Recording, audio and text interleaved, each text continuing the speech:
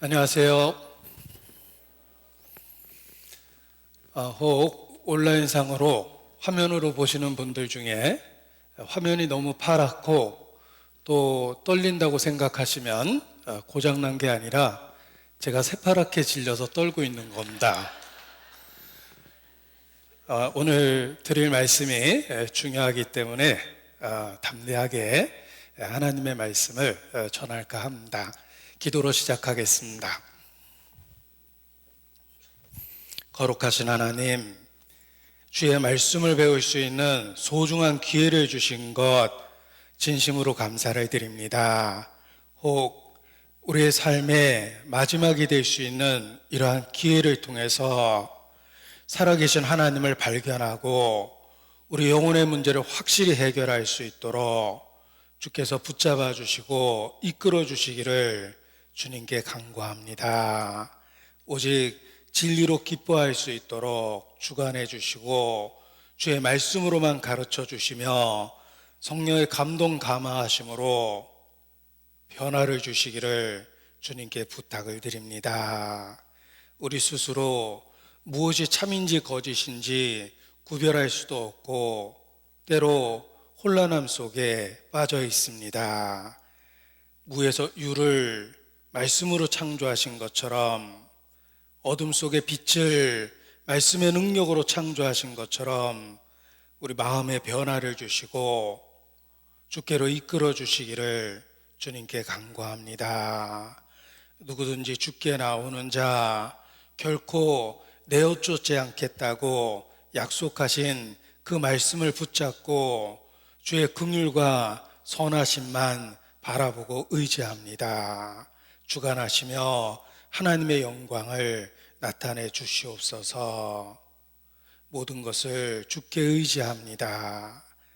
고마우신 우리 구주 예수님 이름으로 기도합니다. 아멘. 네, 성경 요한복음 1장 1절 말씀을 찾겠습니다. 신약 성경 요한복음 1장 1절입니다. 신약성경 142페이지 요한복음 1장 1절. 네, 화면을 통해서도 말씀을 이렇게 보여드리도록 하겠습니다. 요한복음 1장 1절. 제가 읽겠습니다. 태초에 말씀이 계시니라. 이 말씀이 하나님과 함께 계셨으니 이 말씀은 곧 하나님이시니라. 이 말씀은 곧 하나님이시니라. 성경 첫 번째 말씀은 창조주 하나님에 대한 분명한 선언으로 시작합니다. 태초에 하나님이 천지를 창조하시니라. 성경책 첫 번째 말씀입니다. 하나님께서 사람에게 알려주고 싶었던 첫 번째 진리는 하나님의 존재 그리고 천지 창조의 사실입니다. 그래서 첫 구절을 통해서 창조주 하나님을 우리에게 선포하고 알려주신 것입니다. 그 하나님을 인간이 올바로 알 수 있는 방법으로 바로 말씀을 주셨습니다. 그래서 요한복음 1장 1절 말씀을 보면 천지를 지으신 창조주 그 하나님을 말씀을 통해서 알 수 있다라고 우리에게 알려주십니다. 이 말씀이 곧 하나님이시니라. 하나님이라는 용어를 사용하면서 많은 종교가 있고 기독교 안에도 많은 교파가 있습니다. 도대체 어떤 하나님을 믿어야 될까? 우리는 혼란합니다. 그때 하나님께서 말씀을 주셨습니다. 이 말씀이 곧 하나님이시니라. 하나님을 믿는다는 것은 말씀을 믿는 것입니다. 하나님께 순종한다는 것은 곧 말씀에 순종하는 것입니다. 왜냐하면 이 말씀이 곧 하나님이시기 때문에 그렇습니다. 기억할 것은 세상에는 종교도 많고 기독교 안에 교파도 많지만 하나님의 말씀이라고 주장하는 일관성 있는 책은 오직 성경 하나라는 것입니다. 성경을 영어로 바이블이라고 말하는데 문법적으로는 정관사 더를 써서 더 바이블이라고 그럽니다. 서양 사람이 성경을 더 바이블이라고 표현하는 것은 유일무이, 오직 하나밖에 없기 때문에 정관사 더를 사용한다라고 문법학자들도 이야기합니다. 그렇습니다. 인류 역사 속에서 하나님의 말씀이라고 일컬어지는 책은 성경밖에 없습니다. 구약에만 하나님이 가라스테라는 말이 3,800번 이상 나옵니다. 인류에게 하나님의 말씀이라고 주장하고 있는 것입니다. 그런데 책을 쓴 사람의 인격과 지적인 수준을 반영합니다. 혹 서점에 가서 내가 저자를 만나본 적은 없지만 어떤 책이든지 부작위로 한 권을 꺼내서 읽어보면 그 책의 저자의 인격과 수준을 알 수 있습니다. 내가 저자를 본 적은 없지만 글을 통해서 그 사람의 생각과 인격과 지적 능력을 알 수 있습니다. 책은 책을 쓴 사람의 인격과 능력을 반영하고 있기 때문에 그렇습니다. 어린아이의 책을 읽었다면 금방 알 수 있습니다. 야, 이거 유치하다. 애들이 쓴 것 같다. 혹 대학 교수의 책을 읽었다면 이 사람 공부 많이 했구나. 연구 많이 했네. 라는 것도 알 수 있을 것입니다. 어린아이의 책과 대학 교수의 책은 쉽게 구별될 수 있습니다. 하물며 성경은 창조주 하나님의 말씀이라고 주장하고 있는데 사실이라면 그만한 수준과 능력이 담겨 있다는 것입니다. 인류는 수천 년 동안 성경을 읽고 분석하고 때로는 공격도 했습니다. 그러나 21세기 지금까지 성경은 하나님의 말씀으로 인류 앞에 우뚝 서 있습니다. 그것은 처음부터 하나님 말씀이었고 사실이었기 때문에 그렇습니다. 성경을 진리라고 선언하는데 진리는 객관적인 특징이 있습니다. 진리는 변하지 않는 것이 진리입니다. 불변성입니다. 성경이 그렇습니다. 성경은 기록된 이후 변하지 않은 유일한 책입니다. 성경의 사본이 부분적으로 인용된 것까지 6만 7천여 개라고 이야기하는데 성경은 놀랍게도 기록된 이후 변하지 않은 유일한 책으로 알려져 있습니다. 기록된 이후 변하지 않은 책, 그리고 그 기록된 내용의 사실성을 갖고 있는 책, 그것이 바로 성경입니다. 사실성과 불변성을 갖고 있다는 것입니다. 뿐만 아니라 진리는 보편성이 있어야 된다라고 말할 수 있는데 성경이 그렇습니다. 성경은 진리이며 보편성을 갖고 있습니다. 시대를 불문하고 언어적 차이에도 불구하고 민족적 차이, 문화적 차이, 그 모든 것을 초월해서 모든 세대의 모든 사람들에게 공감과 감동을 주는 아주 특별한 책입니다. 성경은 보편적 공감대가 있다라고 말하는데 바로 보편성이 있습니다. 진리이기 때문에 그렇습니다. 성경은 진리이며 진리로서의 특징을 다 갖고 있다는 것입니다. 사실성, 곧 진실성이 있고 기록된 이후 변하지 않은 불변성이 있고 시대를 초월해서 모든 사람에게 감동을 주는 변화를 주는 보편성이 있다는 것입니다. 아버지의 말씀은 진리니이다. 성경이 그렇습니다. 자, 거짓말은 처음에 들으면 그럴듯합니다. 그러니까 사기도 당하고 보이스 피싱도 당하는 것입니다. 그런데 알아보고 확인해 보면 처음부터 거짓이었기 때문에 거짓된 것이 드러납니다. 그러나 진실은 혹 처음에 들었을 때 의심이 생길 수도 있지만 알아보고 확인해 보는 과정 속에서 진실임을 확인할 수 있습니다. 성경은 진리이며 사실이며 알아보면 알아볼수록 그것을 확인할 수 있다는 것입니다. 성경이 사실로 입증된 것은 우리 인생을 다 바쳐도 배울 수 없을 정도로 수없이 많이 있습니다. 과장된 게 아닙니다. 기독교 전문 서점에 가보면 수십만 권의 기독교 전문 서적이 있습니다. 성경이 사실이라고 입증된 사례는 우리 인생을 다 투자해도 배울 수 없을 정도로 많이 있습니다. 그러나 단 한 가지도 명확하게 거짓이라고 입증된 기록이 없습니다. 한 구절도 거짓이라고 입증된 그런 구절이 없습니다. 왜냐하면 처음부터 하나님 말씀이었기 때문에 그렇습니다. 이 말씀이 곧 하나님이십니다. 올바른 마음으로 성경을 시간을 투자하고 마음을 투자해서 성경을 읽고 확인해 보면 결국은 알게 됩니다. 아버지의 말씀은 진리니이다. 혹 끝까지 안 믿다가 죽는다 하더라도 죽음 이후 곧 알게 됩니다. 왜냐하면 하나님 앞에 서서 기록된 성경대로 심판을 받게 될 것이기 때문에 그렇습니다. 여러분은 결국은 성경이 하나님의 말씀이라고 고백하게 될 것입니다. 그러나 죽음을 건너가면 다시는 기회가 없습니다. 한 번 문이 닫히면 그 닫힌 구원의 문은 다시 열리지 않을 거라고 경고하셨습니다.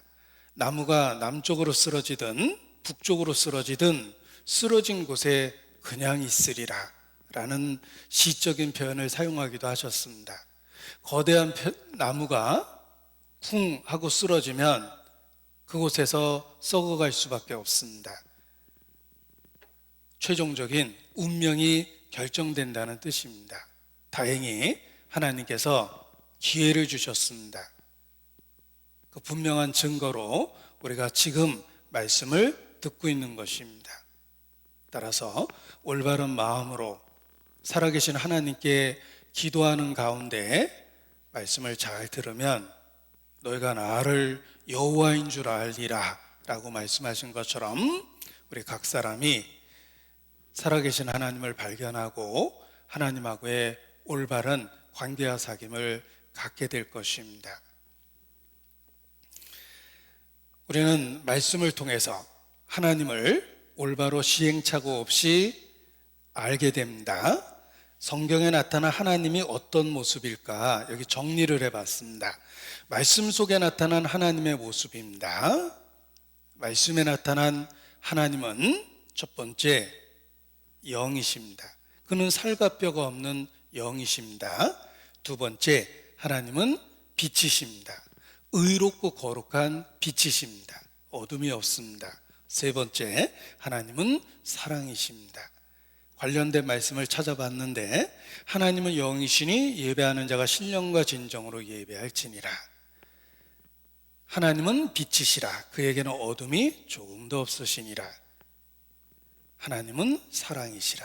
그래서 성경에 나타난 하나님의 모습을 이렇게 정리해 볼 수 있습니다. 그런데 중요한 것이 있습니다. 사람이 무엇입니까? 성경은 사람이 하나님의 형상으로 지음을 받았다라고 말합니다. 따라서 하나님을 알면 사람이 무엇인지 알게 됩니다. 왜냐하면 사람은 하나님의 형상으로 지음을 받았기 때문에 그렇습니다. 여기 창세기 1장 27절 말씀을 화면을 통해서 보여드리겠습니다. 하나님이 사람을 어떻게 만드셨는지 기록하셨습니다. 하나님이 자기 형상, 곧 하나님의 형상대로 사람을 창조하시되 남자 여자를 창조하시고, 사람은 하나님의 형상입니다. 따라서 하나님을 알면 사람이 무엇인지 알게 됩니다. 여기 칠판에 정리해 보겠습니다. 자, 하나님이라는 말은 히브리어 엘로힘을 번역한 말입니다. 영어로는 God, 중국 사람들은 상제, 옥황상제라는 말을 씁니다. 또 일본 사람들은 가미사마, 또 스페인 사람들은 데오스, 이런 식으로 각각 자기들의 말로 번역을 했습니다. 그런데 도대체 어떤 하나님이 올바른 하나님일까라는 의문이 생깁니다. 정답은 이 말씀이 곧 하나님이시니라. 하나님은 계시 성경을 통해서 자기 자신에 대해서 분명하게 알려주셨습니다. 성경을 통해서 시행착오 없이 올바른 하나님을 만날 수 있는 것입니다. 그런데 성경에 나타난 하나님은 어떤 하나님이냐면 보이지 않는 영적 존재이며 의롭고 거룩한 하나님이십니다. 그래서 주기도문도 하늘에 계신 우리 아버지 하고 기도하며 첫 번째로 거룩히 여김을 받으시오며 라는 하나님의 거룩한 속성을 일깨워 줍니다. 의롭고 거룩하십니다. 그리고 그 하나님은 자기 형상으로 지은 인간을 사랑하십니다. 하나님은 사랑이십니다. 이것이 성경에서 알려주고 있는 하나님의 모습입니다. 드디어 사람이 무엇인지 알게 됩니다. 여기 사람을 하나 그려보겠습니다. 사람이 무엇일까? 하나님 없이 사람이 무엇인지 첫날을 생각해도 답을 알 수가 없습니다.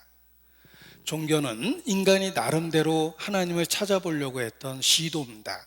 철학은 나름대로 인간이 진리가 무엇인지를 찾아보려고 한 일종의 시행착오들입니다. 어떤 종교에도 어떤 철학에도 사람이 무엇인지 정답이 없습니다. 우리 자신도 사람으로 수십 년 살고 있지만 내가 어디서 와서 어디로 가며 무엇 때문에 살아야 하는지, 어떻게 살아야 하는지 답을 모릅니다. 하나님을 제외하면 산 날만큼 또 산다 하더라도 결코 답을 찾지 못할 것입니다. 그러나 말씀을 배우게 되면 하나님에 대해서 알게 되며 드디어 사람이 무엇인지 알게 됩니다. 인간은 하나님의 형상으로 지음을 받았습니다. 우리 속에 영혼이 있습니다. 하나님의 형상으로 지음을 받은 영혼이 있습니다. 하나님의 육체는 흙으로 지으시고 또 우리 속에 생기를 불어넣어 생영이 되게 하셨다고 말씀하셨습니다. 지상에서는 흙을 취하고 천상에서는 생기를 주어 영혼을 주신 겁니다. 우리의 육체는 영혼을 담고 있는 그릇과 같습니다. 컴퓨터라는 하드웨어는 보이지 않는 소프트웨어를 담고 소프트웨어를 작동시킵니다. 소프트웨어는 보이지 않습니다. 그러나 컴퓨터라는 하드웨어 안에서 소프트웨어가 돌아가는 겁니다. 우리의 육체는 흙으로 만든 하드웨어와 같습니다. 이 속에 보이지 않는 소프트웨어, 영혼이 있다는 것입니다. 그래서 육체적인 모든 것을 갖고 있어도 결코 사람 마음에 만족이 없는 것입니다. 영혼에 대한 욕구가 있어서 그렇습니다. 사람 마음에는 큰 허공이 있다. 그 허공은 물질이나 쾌락이나 권력으로 채워지지 않는다. 그 허공은 신에 대한 욕구다 라고 파스칼도 진리를 찾는 중에 그렇게 고백합니다. 사실입니다. 우리가 먹고 싶은 거 다 먹고 하고 싶은 거 다 해도 그날 밤 뭔가 허전합니다. 우리 속에 영혼에 대한 욕구가 있기 때문에 그렇습니다. 인간은 영적인 존재입니다. 그래서 고린도후서 4장 7절에 보면 우리가 이 보배를 질그릇에 가졌다 이렇게 표현했습니다. 이 보배를 질그릇에 갖고 있다. 질그릇, 흙으로 만든 우리의 육체입니다. 보배는 하나님과 관계된 진리입니다. 우리 속에 보배로운 영혼이 있습니다. 하나님은 우리의 육체를 흙으로 지으셨다고 그랬는데 왜 흙으로 지으셨을까? 보석으로 만들 수도 있고 24K 순금으로 만들 수도 있었는데 인간을 왜 흙으로 지으셨을까? 육체만으로는 가치가 없다는 걸 깨닫게 하시는 겁니다. 이는 저희가 짐승과 다름이 없음을 여호와께서 깨닫게 하려 하심이라. 여러분 살아보십시오. 하나님 없이 살면 자신이 짐승과 다름이 없다라는 걸 뼈저리게 깨닫게 됩니다. 인간은 결코 육체만으로 존재하는 것이 아니기 때문에 그렇습니다. 우리 속에 영혼이 있습니다. 그리고 의롭고 거룩한 하나님의 형상으로 지음받은 사람은 도덕적으로 올바로 살아야 될 책임 있는 존재입니다. 내가 거룩하니 너희도 거룩하라 라고 우리에게 명령하셨습니다. 인간은 본능과 본성을 따라서 살아가는 존재가 아니라 의롭고 거룩한 하나님의 형상을 추구하면서 살아갑니다. 그래서 도덕적으로 올바로 살아야 될 책임 있는 존재라는 것입니다. 하나님을 부인하면 짐승처럼 본능으로 살게 돼 있습니다. 저희는 죽기 위하여 태어난 이성 없는 짐승 같아서 본능으로 아는 그것으로 멸망하느니라. 이것이 하나님을 모르는 사람의 삶의 모습입니다. 우리는 도덕적으로 올바로 살아야 될 책임 있는 존재입니다. 그리고 가장 중요한 것, 하나님은 사랑이시며 인간은 하나님의 사랑의 대상이라는 것입니다. 천륜이라고 일컬어지는 하나님이 만든 관계가 있습니다. 남편과 아내, 부모와 자식. 하나님이 인간관계의 가장 기본적인 관계를 설정하셨습니다. 그 관계가 하나님과 인간의 관계를 보여줍니다. 그래서 남편과 아내처럼 천국이 혼인잔치의 개념이며, 또 우리를 어떻게 사랑하시냐면 아버지처럼, 때로는 어머니처럼 우리를 사랑하신다고 말씀하십니다. 하나님이 만든 천륜이라고 일컬어지는 인간관계가 하나님하고의 관계를 모형적으로 보여주는 것입니다. 그래서 인간은 하나님의 사랑의 대상이다라는 것입니다. 하나님과 함께 있는 세상이 바로 천국입니다. 우리가 살고 있는 세상은 하나님으로부터 분리되어 있다라고 말합니다. 이것을 회복하는 것이 구원입니다. 어떻게 구원을 받을 수 있을까? 그래서 우리가 성경을 배우고 있는 것입니다. 성경을 배워보면 하나님과 분리된 우리의 삶을 발견하게 되고, 우리의 고통과 슬픔과 사건과 사고는, 통제 못할 상황은 하나님과 분리된 결과라는 것을 알게 됩니다. 어떻게 이것을 회복할 수 있을까? 구원을 받고 하나님하고의 관계를 회복해야 됩니다. 그러면 하나님이 있는 곳에 우리도 있게 됩니다. 천국은 하나님과 함께 있는 곳입니다. 자, 살면서 언제 가장 행복하셨습니까?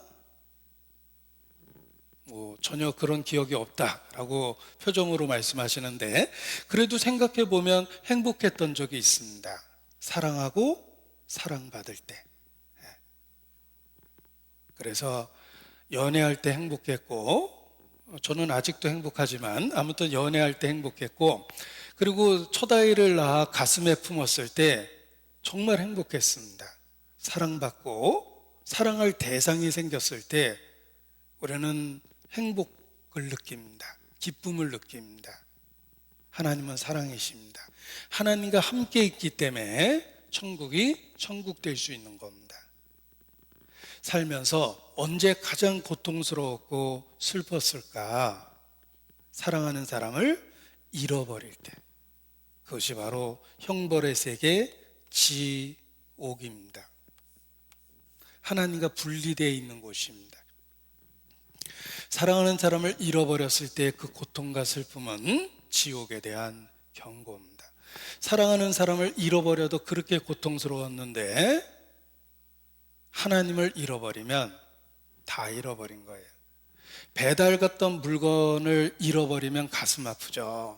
그런데 그 물건을 만든 공장을 잃어버리면 돌아버릴 겁니다. 우리가 사랑하는 사람을 잃어버려도 그렇게 고통스러웠다면 하나님은 사랑이십니다.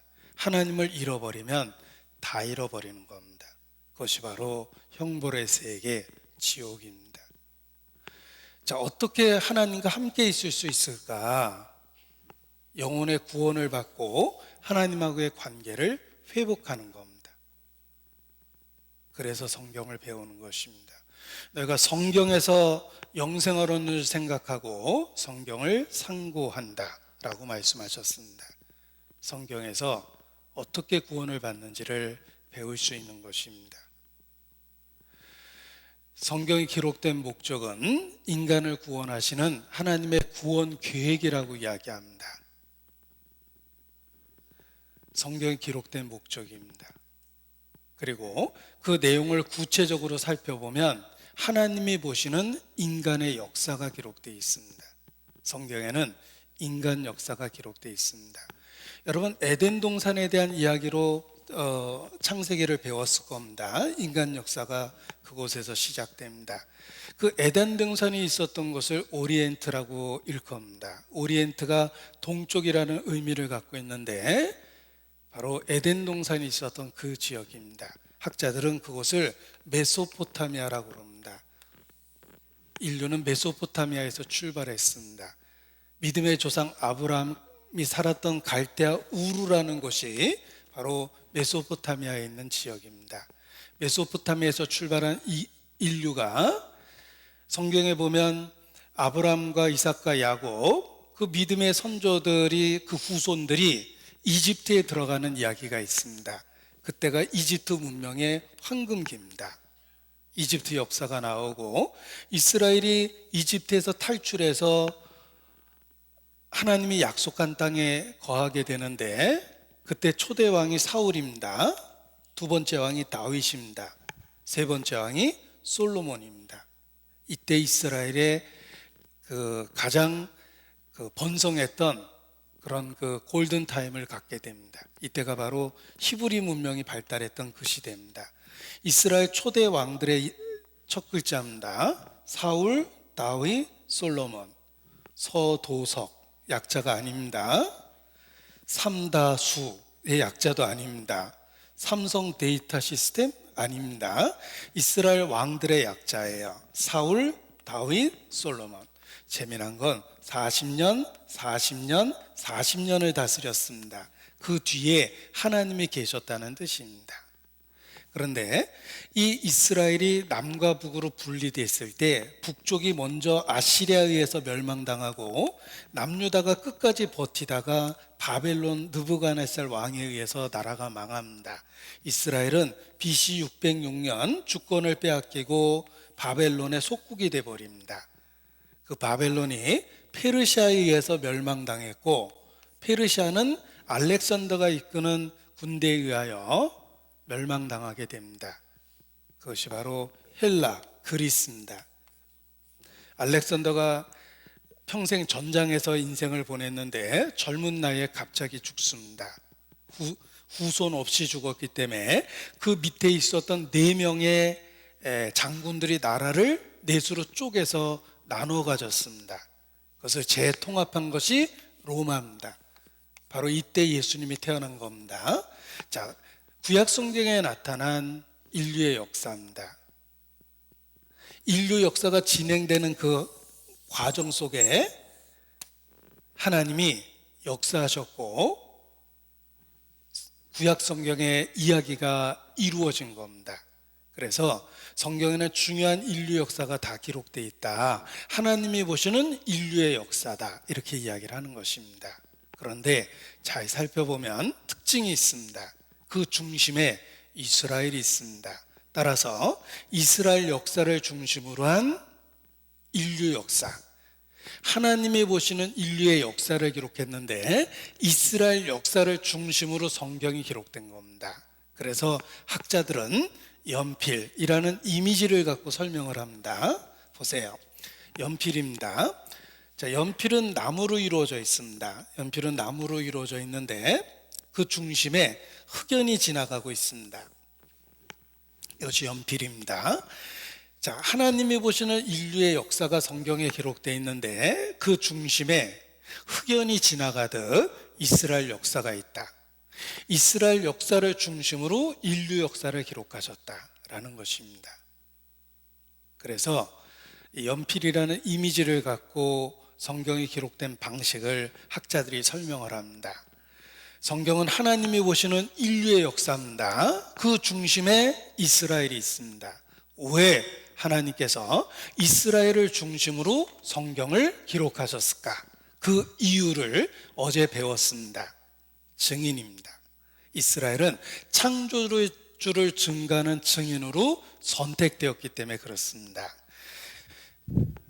여기 시간을 절약하기 위해서 화면을 통해서 보여드리겠습니다. 이사야서 43장 9절로 10절에 보면 이스라엘을 증인을 세웠다 이렇게 말씀하십니다. 이스라엘을 불러서 증인을 세우셨습니다.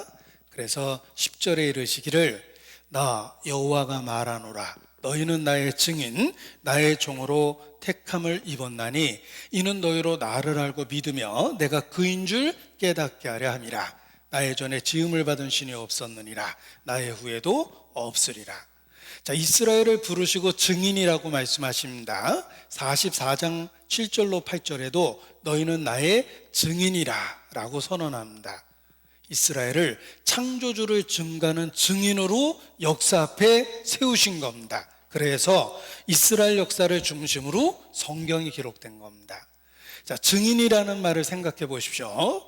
교통사고의 증인은 내가 보지 못한 교통사고를 설명해 줄 수 있다는 뜻입니다. 살인사건의 증인은 내가 알지 못하는 상황을 증인이 설명해 줄 수 있다는 뜻입니다. 이스라엘은 여호와의 증인입니다. 창조주 하나님을 우리에게 증거해 주는 민족, 그것이 바로 이스라엘입니다. 이스라엘 뒤에는 하나님이 계십니다. 이스라엘 역사의 흥망성쇠는 순종할 때 무슨 복을 받고 불순종할 때 무슨 형벌을 받는지에 대한 실물 교훈입니다.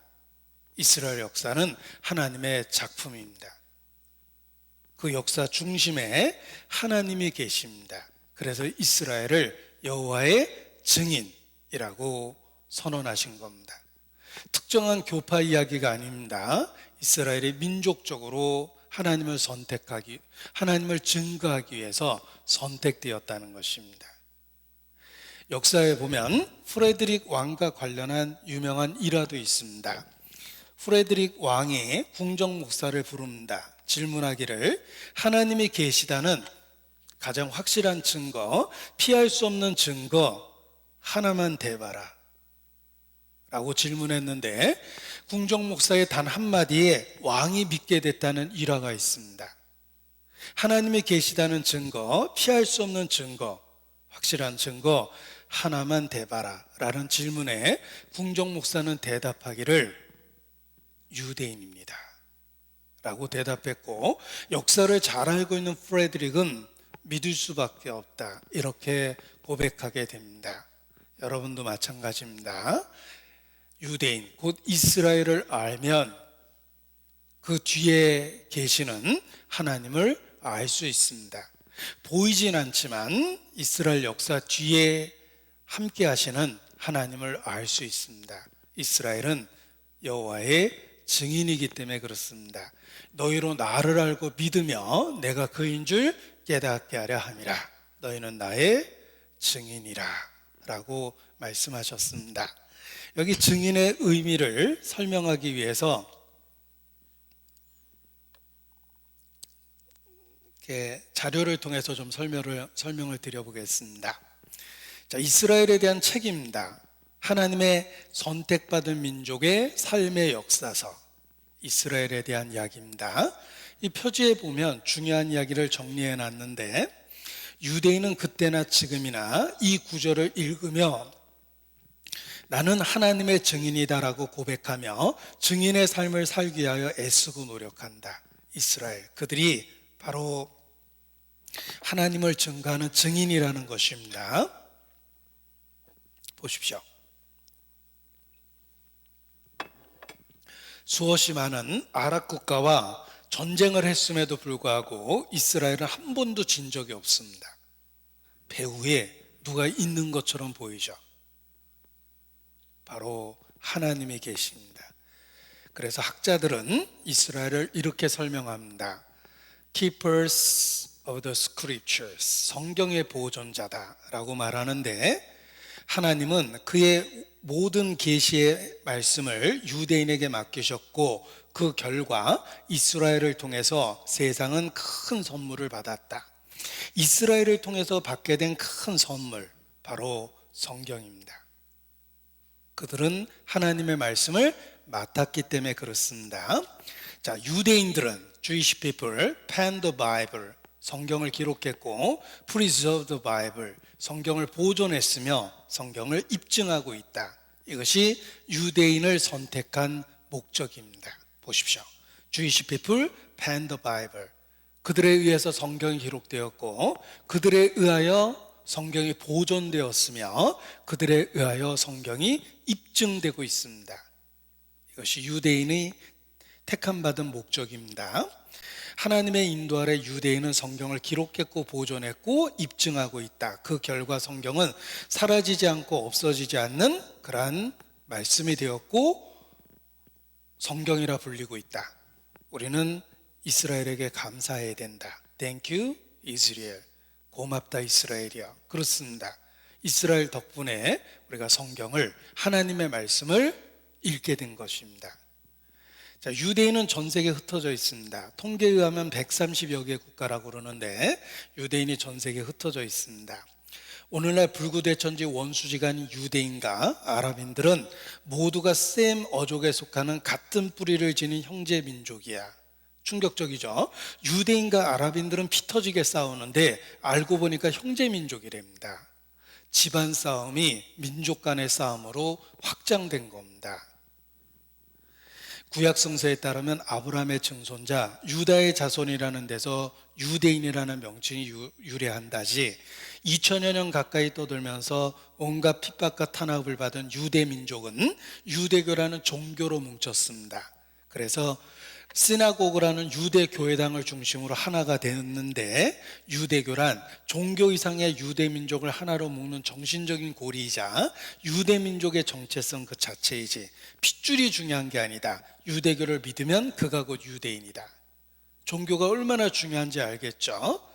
그래서 심지어는 이스라엘은 그 국방의 의무가 신성시되는 나라일 수밖에 없는데 군대 가야 될 인원이 18만 명인데 종교에 귀하는 종교인들의 병역 의무를 빼준답니다. 토라에 복무하는 7만 1000명의 인원의 병역 의무를 빼줄 정도로 종교를 중요시 여기고 있다는 것입니다. 처음에는 400명밖에 안 됐기 때문에 빼주기가 쉬웠답니다. 그런데 너도 나도 지원하는 바람에 7만 1000명이나 됐대요. 그래서 너희 형제들만 싸우러 가는가? 법정에서 누구는 군대 가고 누구는 안 가냐, 이런 불공평한 일이 다 있냐. 그런데 판결문에 이런 내용이 나옵니다. 이 나라는 칼과 총으로만은 지킬 수 없습니다. 당신이 총을 들고 나라를 지키든지 아니면 기도를 통해서 지키든지 선택할 수 있습니다. 라는 근거를 통해서 7만 1000명이나 되는 사람들의 군대도 빼준답니다. 이스라엘은 여자도 군대 가고 심지어는 장애인도 군대 갑니다. 물론 장애인인 경우에는 꼭 가야 되는 건 아니지만 지원하면 군대를 갈 수 있답니다. 모든 일을 할 수는 없지만 할 수 있는 일이 있기 때문에 군대 가서 봉사할 기회를 준다는 거예요. 그런데 종교에 귀하는 오소독스라고 일컬어지는 극단적 종교인들은 군대를 빼줄 정도라는 거예요. 이스라엘이 특별하다는 거 알 수 있습니다. 종교가 그만큼 중요시되고 있다는 것입니다. 한국에서 이스라엘에 대해서 가장 많은 연구를 한 분 중에 한 분입니다. 그분의 방송 내용을 한번 들어보겠습니다. 신체적으로 장애가 있거나 정신적 장애, 자폐증, 다운 증후군이 있는 청년들은 입대에 의무는 없지만 본인이 신청을 한다면 국가에서 군인으로 받아들여 준다는 점이죠. 그러니까 장애가 있다고 해서 전혀 군인이 될 수 없다는 것이 아니라는 얘기입니다. 그러나 이스라엘 시민권을 갖고 있으면서 입대에 제외가 되는 경우가 있습니다. 바로 이스라엘의 정통 유대인 청년들이죠. 물론 정통 유대인 청년들도 본인들이 자원을 해서 입대를 하는 것은 국가에서 거부하지는 않습니다. 이스라엘에서 정통 유대인들이 군입대 문제에서 이렇게 자유로울 수 있는 것은 1949년으로 거슬러 올라갑니다. 그 당시 이스라엘 총리였던 벤구리온은 홀로코스트로 인해서 명맥이 거의 끊어져 버린 예시바의 전통을 회복시키기 위한 노력의 일환으로 정통 그 유대인 400여 명의 군대를 면제시켰는데 지금은 7만 1,000명까지 늘어났다는 것입니다. 아무튼 이스라엘은 특별한 민족입니다. 종교를 중심으로 그들 민족이 단결하고 있다는 것입니다. 그들 역사 속에 하나님이 계십니다. 학자들은 이스라엘의 역사를 한 단어로 표현합니다. 기적. 설명할 수 없는 기적의 연속이다. 이스라엘 역사가 그렇습니다. 왜냐하면 그 뒤에 하나님이 계시기 때문에 그렇습니다. 그래서 이스라엘 역사를 들여다보면 너희가 나를 여호와인 줄 알리라 라는 말씀처럼 창조주 하나님의 역사하심을 볼 수 있다는 것입니다. 자, 그래서 이스라엘 역사를 배워야 되는데 사실 우리나라 역사도 짧은 시간 배운다는 것은 불가능합니다. 하물며 4천여 년의 역사를 갖고 있는 이스라엘 역사를 어떻게 짧은 시간 안에 배우겠습니까? 그래서 키워드를 갖고 설명을 드릴까 합니다. 이스라엘 역사를 시간으로 구별해서 과거, 현재, 미래 이렇게 구별해 보겠습니다. 그리고 키워드를 하나씩 정해 보도록 하겠습니다. 이스라엘 역사의 과거와 관련한 키워드는 환란입니다. 그들은 연이어 끔찍한 환란을 역사 속에서 당했습니다. 전 세계에 흩어졌고 가는 곳마다 따돌림을 받았고 죽임을 당했습니다. 역사가 입증합니다. 왜 그들이 이렇게 끔찍한 환란을 수천 년 동안 반복해서 당한 것일까? 우리에게 교훈과 경계가 됩니다. 그리스도를 고의적으로 배척한 죄가 얼마나 하나님 앞에 심각하고 무서운지를 이스라엘 역사를 통해 보여준 겁니다. 지옥, 아무런 생각이 없습니다. 정말 무서운 곳이지만 잘 모르겠죠. 지옥에 대한 정보가 없어서 그래요. 그 보이지 않는 지옥이 얼마나 끔찍한지 알고 싶으면 이스라엘의 2000여 년 환란의 역사를 배워보면 조금은 알 수 있습니다. 그들은 2000여 년 끔찍한 연속적인 환란을 당했습니다. 그리스도를 배척한 죄입니다. 우리가 끝까지 하나님의 은혜를 저버리고 구원을 받지 못한다면 우리 영혼이 어떻게 될지를 경고하고 교훈하고 있는 겁니다. 과거 역사를 통해서 교훈을 얻어야 됩니다. 역사를 통해서 교훈을 얻지 못하는 민족은 불행한 역사를 반복하게 된다. 영적으로도 그렇습니다. 과거를 제대로 아는 사람만이 미래의 주인이 될 수 있다. 자, 이런 좋은 얘기는 제가 즉흥적으로 한 게 아닙니다. 중국의 역사학자 사마천의 말을 그대로 인용을 했습니다. 현재 나의 모습은 과거가 만들어준 겁니다. 과거에 어떻게 살았느냐가 현재 나의 말투와 지식과 인격을 만들었습니다. 미래가 어디서 뚝 떨어지는 게 아니에요. 현재의 삶이 미래를 만드는 겁니다. 과거가 현재를 만들고 현재가 미래를 만들며 기억할 것은 현세가 내세를 만드는 겁니다. 그래서 스스로 속이지 마라. 사람이 무엇으로 심든지 그대로 거두리라. 자기 육체를 위하여 심는 자는 육체로부터 썩어질 것을 거두고 성령을 위하여 심는 자는 성령으로부터 영생을 거둘 것이라고 말씀하십니다.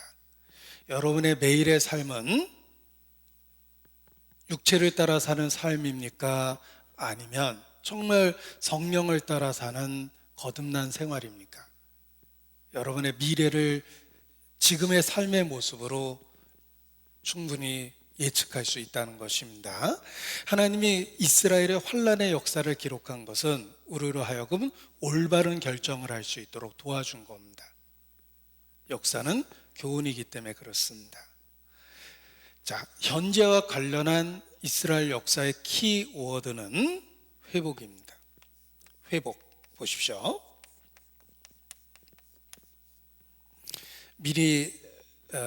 미래도 말씀을 드리고 현재와 미래 이야기를 드리도록 하겠습니다.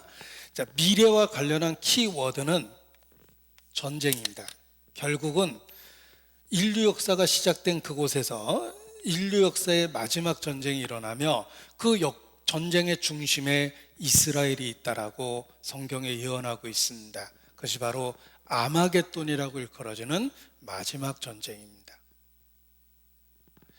아마 겟돈 때문에 전쟁이 나나 보다가 아니라 아마겟돈이라는 지역에서 큰 전 세계가 휘말리는 마지막 전쟁이 일어난다는 것입니다. 자, 이것이 성경에 기록된 이스라엘을 중심으로 한 인류의 역사입니다. 자, 우리 시대에는 이스라엘이 회복되는 것을 보고 있습니다. 이미 이루어진 예언은 남아있는 예언이 반드시 이루어질 것이라는 것에 보증이 됩니다. 마지막 때 전쟁이 있습니다. 그래서 현재 일어나고 있는 일, 미래와 관계된 일들을 말씀을 드릴 텐데 이것은 이미 성경에 수천 년 전에 예언되어 있는 것입니다. 성경이 하나님의 말씀일 수밖에 없는 이유 중에 하나입니다. 성경은 3분의 1 이상이 예언으로 이루어져 있다는 것입니다. 그래서 학자들은 성경을 내용별로 분석했을 때 hab이라는 말을 갖고 설명을 합니다. 성경에는 H, history, 역사가 있고 E, experience, 경험과 체험에 대한 이야기가 있으며 P, prophecy, 예언이란 뜻입니다. 장래일에 대한 예언이 있다는 것입니다. 성경을 내용별로 분류하면 역사도 있고 체험도 있고 장래일을 기록한 예언도 있습니다. 그런데 성경의 3분의 1 이상이 장래일을 기록한 예언입니다. 왜 하나님이 예언, 장래일을 말씀하셨을까? 예수께서 말씀하십니다. 내가 이 일이 이루어지기 전에 너에게 미리 말한 것은 이 일이 이루어질 때 너희로 믿게 하기 위해서라. 예언, 그리고 성취. 그것을 살펴보고 하나님에 대한 믿음을 가질 수 있다는 것입니다. 보라, 내가 장래사를 보이며 후래사를 진술하리라. 어느 날 이 일들이 너희 눈앞에 이루어질 것이요 너희가 나의 신됨을 깨달아 알리라. 나 여호와가 말하였으니 이루리라. 예언 그리고 성취, 그 뒤에 하나님이 계십니다. 그래서 3분의 1이 예언이라는 건 믿을 수 있는 많은 증거를 주신 것이다, 이런 뜻입니다. 그래서 몇 구절 관련된 말씀을 보여드리면 이사야서 46장 10절에 내가 종말을 처음부터 구하며 아직 이루지 아니한 일을 옛적부터 보이고 이르기를 나의 모략이 설 것이니 내가 나의 모든 기뻐하는 것을 이루리라 하였노라. 종말, 아직 이루지 아니한 일, 예언이죠. 하나님은 미리 말씀하셨습니다. 또 이제 일이 이루기 전에 너희에게 말한 것은 일이 이룰 때에 너희로 믿게 하려 함이라. 예수께서 미리 말씀하신 이유를 설명해 주셨습니다. 여호와께서 가라사대 내가 옛적에 장래사를 구하였고 내 입에서 내어 보였고 내가 호련히 그 일을 행하여 이루었느니라. 예언과 성취죠. 내가 알거니와 너는 완악하며 내 목에 힘줄은 무쇠요 내 이마는 노시라. 그러므로 내가 이 일을 옛적부터 내게 고하였고 성사하기 전에 그것을 내게 보였느니라. 왜 그렇게 많은 예언을 주셨는가? 우리가 웬만하면 믿지 않을 거라는 것을 하나님은 아셨습니다. 인간은 완악합니다. 얼마나 완고하고 악하냐면 하나님 말씀을 듣는 중에도 졸잖아요. 어느 안전이라고 조는 게냐? 북한에서는 졸다가 숙청당한 사람도 있습니다. 인간은 하나님의 말씀을 들을 때도 딴 생각이 나요. 여러분이 기도하겠다고 두 손을 모으고 눈을 감았는데 한 2, 3분만 지나면 딴 생각하고 있습니다. 인간은 거룩한 순간에도 죄를 갖고 있어요. 하나님 말씀을 들을 때에도 딴 생각이 나고 어깃장을 놓고 반발하고 마음에서 밀어내곤 합니다. 왜냐하면 완고하고 악하기 때문에 그렇습니다. 따라서 이러한 완악한 인간이 믿을 수 있도록 확실한 증거를 주셨습니다. 예언 그리고 성취입니다. 그것도 아주 구체적으로. 따라서 어떤 예언이 있고 어떻게 성취되었는지를 살펴보면 누구든지 믿음을 갖게 됩니다. 맥스웰 코어드라는 학자가 있습니다. 그는 성경의 예언을 평생 연구했습니다. 신의 예언이란 그 조건으로 신의 예언이 될 수밖에 없는 절대적인 조건이 있다라고 이야기합니다. 첫 번째는 충분한 예보 기간이 있어야 하며 추상적이거나 모호하면 안 된다. 구체적인 내용으로 예언하고 있어야 된다. 그리고 당시 사람들이 이해할 수 없는 문화적인 내용을 초월하고 있어야 된다. 그것이 신의 예언의 진정성이 될 수 있는 조건이다 라는 말을 했는데, 제가 아주 그 두꺼운 책의 내용을 핵심만 말씀을 드린 겁니다. 성경이 그렇습니다. 성경은 유일하게 그 조건을 충족하고 있습니다. 하나님 말씀이기 때문에 그렇습니다. 예를 들면 노스트라담스의 예언은 추상적이고 모호하며 해석하기 나름입니다. 그러나 성경은 아주 구체적이고 문화적 내용을 초월하고 있습니다. 그리고 충분한 예보 기간, 수백 년 때로는 수천 년 전에 아주 구체적으로 말씀하셨습니다. 너희가 나를 여호와인 줄 알리라. 그래서 성경이 많은 부분 예언으로 기록된 것은 믿을 수 있는 증거를 주신 것입니다. 자, 빌리그레함 목사님의 유명한 설교입니다. 한 손에 성경을 들라, 또 한 손에 조간신문을 들라. 이 성경에 예언된 사건 사고가 조간신문을 통해서 현실이 되고 있다는 거예요. 한 손에 성경을, 또 한 손에 조간신문을. 예언과 성취입니다. 너희가 나를 여호와인 줄 알리라. 그래서 이스라엘을 중심으로 한 예언들을 살펴보면 그 뒤에 하나님이 계시다는 것을 확실하게 알게 되는 것입니다. 자, 그렇다면 우리 시대에 성취된 예언이 무엇이 있는지를 보도록 하겠습니다. 보십시오. 우리 시대에 성취된 예언입니다. 이스라엘 민족과 관련하여 성경에 예언되어 있기를 민족의 회복이 일어날 거라고 말씀하셨습니다. 마지막 때에 이스라엘이 반드시 회복될 거라고 말씀하셨습니다. 그런데 기적이 일어났어요. 1948년 5월 14일 학자들은 20세기 최고의 기적이 일어났다라고 이야기합니다. 20세기 최고의 기적은 제 생일 아닙니다. 개인적으로는 기적인데 20세기 최고의 기적은 이스라엘의 독립이에요. 1948년 5월 14일. 왜 기적입니까? 이스라엘은 바벨론에 의해서 주권을 BC 606년에 빼앗겼습니다. 그리고 BC 587년 왕자들은 살해당하고 왕은 두 눈이 뽑히고 빨가벗긴 상태에서 바벨론에 끌려갔어요. 완전히 나라가 망해버립니다.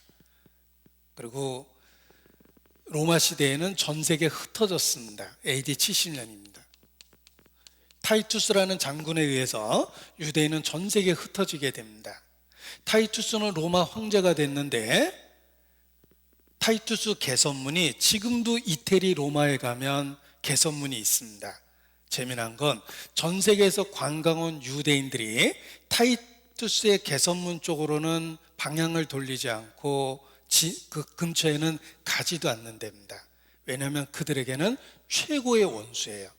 타이투스가 자기 민족을 전 세계에 흩어버렸고, 그리고 그들이 목숨처럼 아끼는 성전을 불을 질렀기 때문에 그렇습니다. 타이투스를 2000여 년이 지난 지금까지도 이스라엘 민족의 최고의 원수라고 여기는 거예요. 그래서 그의 개선문 근처에는 유대인이 얼씬도 안 한답니다. 지금도. 보십시오. 아무튼 AD 70년 타이투스에 의해서 전 세계에 흩어졌어요. 그 로마 역사에 보면 베수비우스 화산이 터져서 도시가 그냥 사라져 버립니다. 그게 바로 폼페이 최후의 날이라는 소설로도 나타나는데, 그 사건이 있었던 시대가 타이투스 통치 기간이에요. 그래서 타이투스는 이스라엘에게 큰 죄를 졌고 그 결과 저주를 받아서 그의 통치 기간 안에 끔찍한 자연의 재해를 겪다가 짧은 시간 왕노릇하다가 역사에 보면 병들어 죽습니다. 그래서 이스라엘 유대인들은 우리 민족에게 몹쓸 짓 해서 하나님께 저주받았다 이렇게 생각합니다.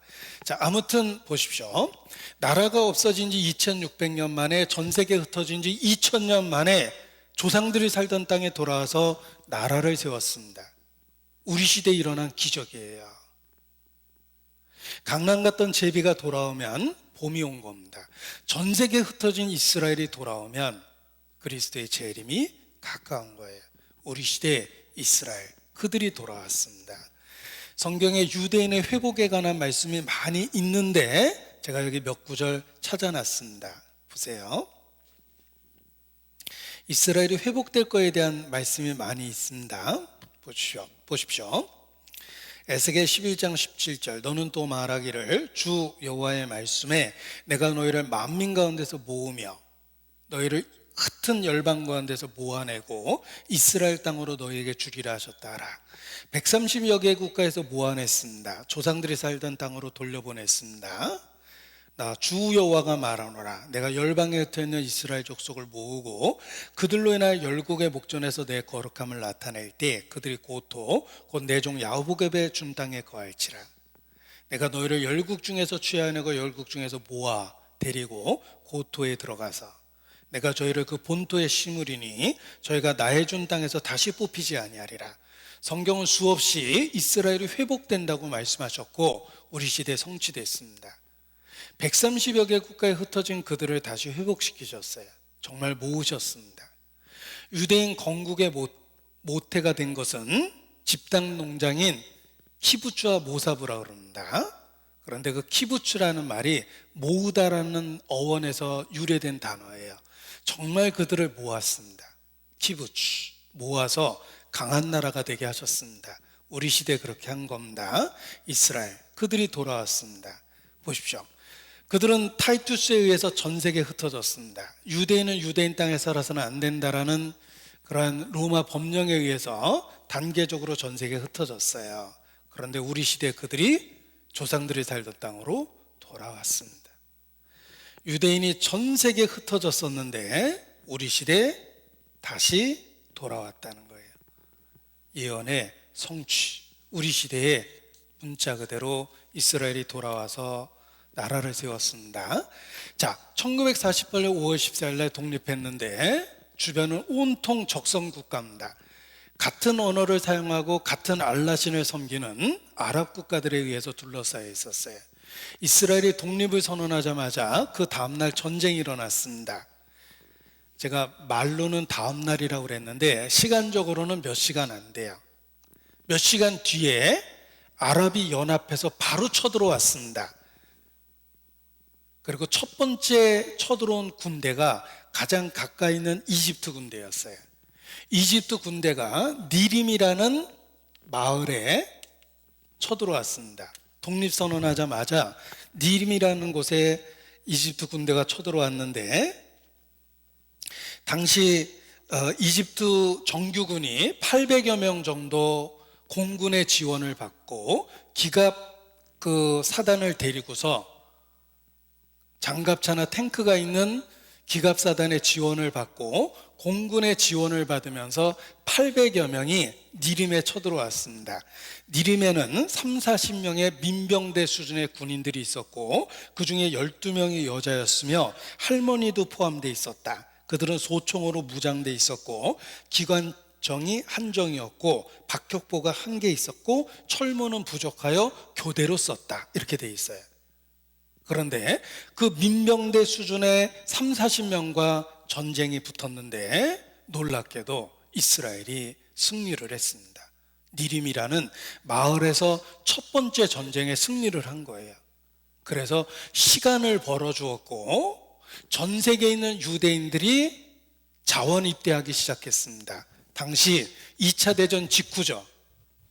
전 세계에서 자원 입대한 유대인들은 다 참전용사 출신들이었대요. 이미 전투 경험이 많은 그들이 자원 입대했고 바로 군대가 조직돼서 첫 번째 전쟁을 승리로 이끕니다. 전 세계 모든 사람들은 이스라엘의 독립은 기적이요, 첫 번째 전쟁에서 이긴 것은 더 큰 기적이라고 표현했습니다. 이길 수 없는 전쟁을 이긴 거예요.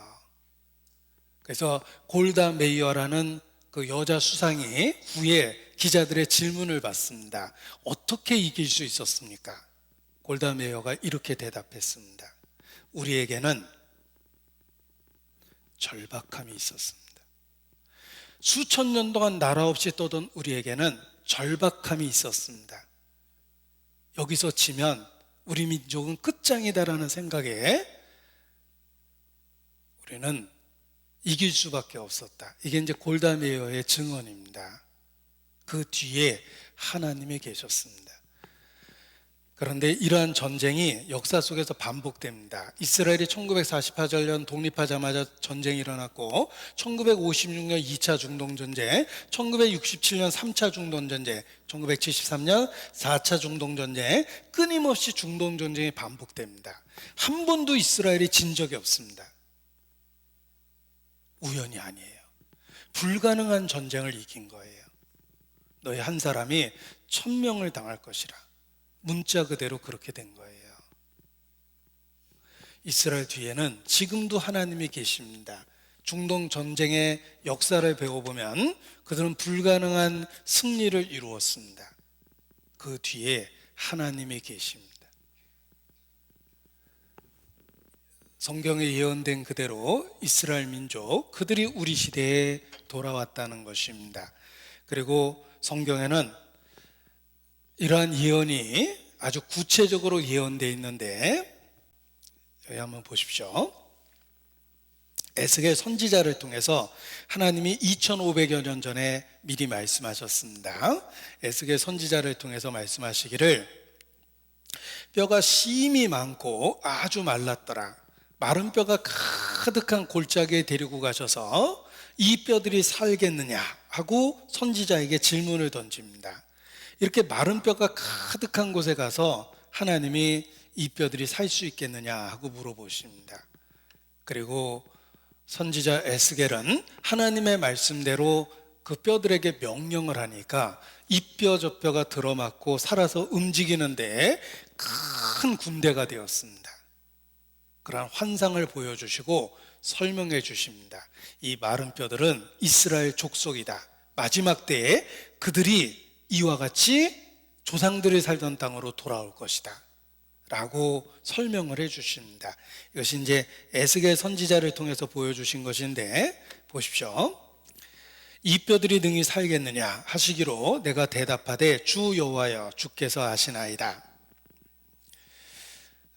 내가 명을 쫓아 태어나니 이 뼈 저 뼈가 들어맞고 살이 오르고 생기가 들어가는데 극히 큰 군대가 되었다고 말씀하십니다. 그리고 설명해 주시기를 이 뼈들은 이스라엘 온 족속이라 이스라엘 땅으로 들어가게 하리라.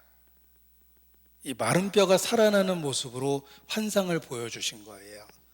자, 뼈다귀가 가득한 골짜기에 선지자를 데려가셨습니다.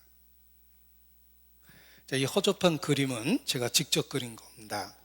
선지자를 데리고 가서 이 마른 뼈들을 보여주시고 이 뼈들이 살아나라고 명령을 해보라 이렇게 말씀하십니다. 어떻게 이 마른 뼈가 살아나겠습니까? 제가 선지자 대역으로 출연을 했습니다. 이 뼈들이 능히 살겠느냐. 그런데 하나님의 명령이 떨어지니까 이 뼈 저 뼈가 들어맞고 서로 연락하고 살이 오르고 힘줄이 오르고 생기가 들어가서 서는데 군대가 되었어요. 기적입니다. 이스라엘이 회복될 것을 이렇게 보여주신 거예요. 자, 어떤 분은 아무리 전도해도 잘 믿질 않습니다. 그래서 어떻게 하면 믿을 수 있냐고 여쭤보니까 잘 안 믿어진다고 이렇게 말씀하십니다. 그러면 혹시 기적이 일어나면 믿겠습니까? 그럼 믿을 수 있죠. 이렇게 말씀하십니다. 자, 어떤 기적이 일어나면 믿을 수 있을까? 퀴즈 하나 드리겠습니다. 죽었다 깨나도 못하는 일은 뭘까요? 죽었다 깨나는 일입니다. 뭐 어렵게 생각하실 필요 없습니다. 자, 최고의 기적은 죽었다 살아나는 거겠죠? 혹시 죽었다 살아나면 믿을 수 있겠습니까? 믿을 수 있죠. 자, 여러분도 그렇게 생각하실 겁니다. 죽었다 살아나는 건 기적인데 그런 기적을 본다면 믿을 수 있을 겁니다. 자, 그러면 한번 해보도록 하겠습니다. 자, 한번 해보죠. 지원자가 없네요. 먼저 죽어야 되는데 죽어줄 사람이 없어가지고 그냥 말로만 해야 되겠습니다. 자, 죽었다가 살아나면 믿을 수 있습니다. 하나님은 스케일이 크십니다. 죽은 사람을 살린 게 아니라 죽은 민족을 살리셨어요. 그 옛날 예수께서 죽은 나사로를 살리셨습니다. 우리 시대 하나님께서 죽은 이스라엘을 살린 거예요. 너희가 나를 여호와인 줄 알리라. 우리 시대 이스라엘 민족이 회복됐습니다. 예언의 성취입니다. 그리고 아주 구체적으로 말씀하시기를 한 사람도 남기지 않고 다 돌아오게 하겠다. 고토로 이렇게 말씀하셨어요. 한 사람이라도 라고 표현하셨는데 유대인들은 이 말씀을 문자 그대로 실천합니다. 에스겔 39장 28절에 보면 전에는 내가 그들로 사로잡혀 열국에 이르게 하였거니와 후에는 내가 그들을 모아 고토로 돌아오게 하고 그 한 사람도 이방에 남기지 아니하리니 그들이 나를 여호와 자기들의 하나님인 줄 알리라. 한 사람도 남기지 않겠다고 말씀하셨는데 유대인들은 이 말씀을 문자 그대로 실천합니다. 유대인들은 이 말씀을 문자 그대로 실천하기 때문에 한 사람에 대한 국가적인 그 동원을 합니다. 예를 들면 1982년 레바논 전쟁 당시 아라두중이가 행방불명이 됐는데 그가 죽었다는 증거가 없습니다. 그냥 행방불명이 된 거예요. 이스라엘 정보부 모사드는 아직도 아라두중이를 찾습니다.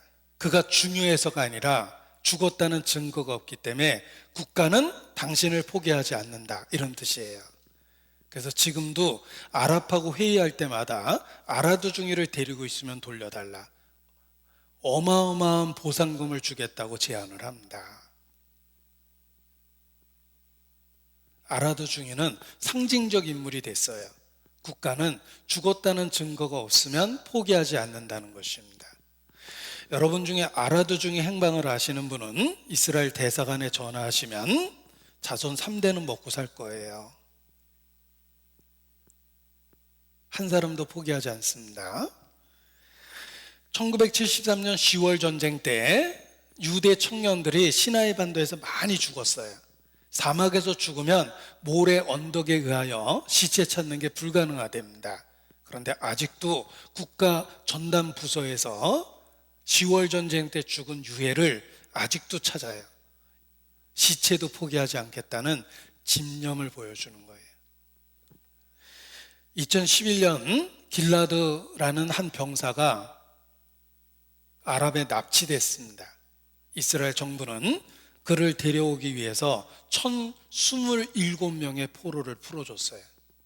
한 명을 데려오려고 1027명의 테러리스트를 풀어준 거예요. 국가는 한 사람도 포기하지 않겠다는 걸 길라드 병사를 통해서 보여준 겁니다. 그래서 이스라엘은 자국에 대한 충성도가 높습니다. 자기에게 어떤 일이 생기면 국가는 포기하지 않는다라는 걸 알고 있기 때문에 자국에 대한 충성도가 높습니다. 그것이 바로 이스라엘이에요. 자, 제주도에 이스라엘 배가 가까이 왔다가 침몰한 사건이 있었습니다. 이스라엘 선원들이 많이 죽었는데 이스라엘 정부에서 수색대를 파견해서 우리나라 제주도 앞바다를 샅샅이 뒤졌습니다.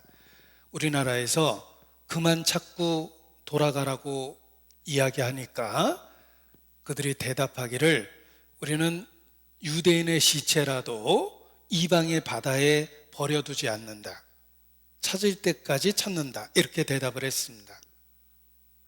우리는 세월호 바로 수습해버리고 삼풍백화점 무너졌을 때도 못 찾은 시체 많을 정도로 막 바로 수습해버렸습니다. 그런데 그들은 찾을 때까지 포기하지 않는다. 이런 말을 했습니다. 신문에도 났어요. 부러운 이스라엘 동포에 제주 남해 침몰 실종 자국 선언 수색 4개월째 한 명의 시신이라도 찾겠다. 기사 내용입니다. 모든 이스라엘인들은 이스라엘 땅으로 돌아온다. 이스라엘 정부가 선박사고로 실종된 이스라엘 선원을 찾기 위해 4개월째 제주도 남쪽 바다를 수색하고 있다. 단 한 사람의 시신이라도 외국에 내버려둘 수 없다는 집념을 보여주고 있다. 시체라도 포기하지 않겠다고 그랬죠? 그래서 애국심이 저절로 강해질 수밖에 없는 것입니다. 이스라엘 군인들은 자기 목숨을 아까워하지 않고 국가를 위해서, 민족을 위해서 바칠 수 있게 되는 걸까요? 이스라엘 국가는요, 이스라엘 국민 한 사람이라도 어디에 나가서 또는 본인이 원하지 않는 곳에 가서 위험에 처해 있으면은 그 사람이 원하는 장소로, 그 사람이 고국에 돌아오기를 원한다면 국가는 책임지고 그 한 사람이라도 반드시 데려온다라는 겁니다. 예전에 이스라엘과 가자 전쟁이 일어났는데 그 전쟁이 일어난 여러 가지 배경과 이유에는 뭐 여러 가지 이유들이 있었습니다. 그러나 그 중에 또 하나 가장 중요한 이유는 길라드 찰리트라고 하는 이스라엘 군인 때문에 전쟁이 일어났습니다. 이 길라드라고 하는 이스라엘 군인은요, 이스라엘과 가자 지구 그 접경 지역 철조망에서 근무를 서고 있다가 가자 지구의 하마스라고 하는 그 조직의 이 요원들로부터 납치를 당했습니다. 그런데 이 길라드라는 병사를 데려오기 위해서 1027명을 풀어줬다는 거예요. 길라드의 석방. 여기 아랍 칼럼니스트가 정말 당신들 나라는 대단하다라는 칼럼을 썼어요. 그러니까 자국에 대한 충성이 강할 수밖에 없는 겁니다. 국가는 당신을 결코 포기하지 않는다. 그런데 그런 무모한 정책을 어떻게 실천할 수 있을까? 하나님 말씀을 그대로 받아들인 거예요. 한 사람이라도 남기지 않고 다 돌아오게 하리라. 하나님의 약속을 신뢰하기 때문에 그러한 정책을 펴고 있는 겁니다. 자, 우리 시대 이스라엘 민족이 돌아왔습니다. 그리고 또 보십시오. 땅의 회복이 일어났어요. 원래 이스라엘 땅은 젖과 꿀이 흐르는 옥토였습니다. 젖과 꿀이 흐른다 그러니까 미끄러운 줄 아는데 그게 아니라 옥토라는 뜻입니다. 그런데 이스라엘이 저주받고 황무지가 되었습니다. 마지막 때 이스라엘이 다시 회복되면 다시 옥토가 될 거라고 약속해 주셨어요. 지금 그렇습니다. 자, 주변에 있는 아랍 국가는 다소 충격적이지만 식량 자급률이 1% 미만입니다. 아랍은 전쟁이 나면 굶어 죽어요. 전쟁이 나면 곡물무역 중단입니다. 전략물자예요. 아랍은 석유를 팔아서 99%의 식량을 사 먹습니다. 온통 사막이거든요. 그런데 똑같은 중동에서 농업인구 10% 미만임에도 불구하고 이스라엘은 농산물의 70%를 수출하는 나라입니다. 사막에서 농사 짓는 나라 보셨습니까? 이스라엘이. 기적입니다. 하나님이 약속해 주셨어요. 에덴 농산처럼 될 것이며 장차 기경이 될 것이라. 같은 중동 지방에서 농업을 위주로 식량 자급률을 갖고 있는 나라는 이스라엘밖에 없다는 거예요. 땅에 기적이 일어난 겁니다. 그래서 이스라엘 땅을 관찰해 보면 그 뒤에 하나님이 계셨다는 걸 알 수가 있습니다. 에스겔서에 약속해 주시기를 황무한 땅이 장차 기경이 될 것이라. 나와 여호와가 말하였으니 이루리라. 이것이 이스라엘이에요. 완전 황무지입니다. 이 마크 트웨인이라는 작가가 1856년 갈릴리 호수에서 예루살렘까지 40마일을 걸어갔는데 나무 한 그루를 못 봤고 사람 한 명도 못 봤다고 썼어요. 여행기에. 정말 나무 한 그루도 안 보이고 한 사람도 못 볼 만한 땅입니다. 예, 마크 트웨인이 그렇게 여행기에 기록했는데 지금은 이 황무하던 땅이 기경, 밭가는 땅이 됐어요. 이것이 이스라엘입니다. 어디가 사막처럼 보입니까? 황폐했던 곳에 사람이 거하게 되고 황무지이고 적각굴의 땅으로 바꿨습니다. 이것이 지금의 이스라엘이에요. 기적이 일어난 겁니다.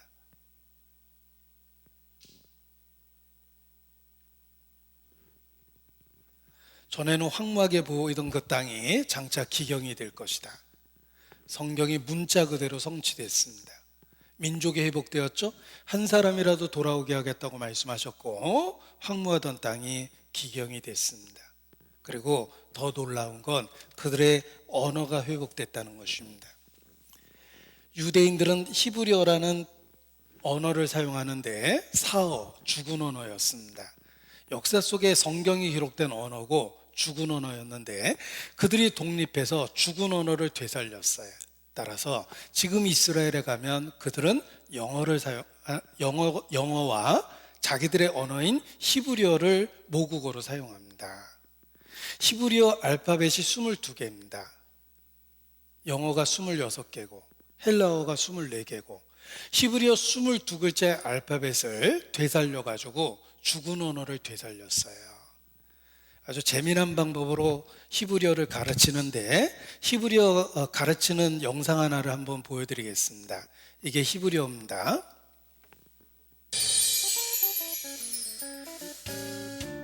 א', ב', ו, ג', ד', ה', ו', ז', ח', ט', י', כ', כ', ל', מ', נ', ס', ע', פ', פ', צ', ק', ר', ש', ש', ת'. 이렇게 해서 22개 알파벳이에요.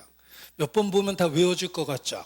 네, 그래서 죽은 히브리어를 되살려냈습니다. 자, 우리는 일제 36년을 겪으면서 언어가 공식 석상에서 일본어를 썼어요.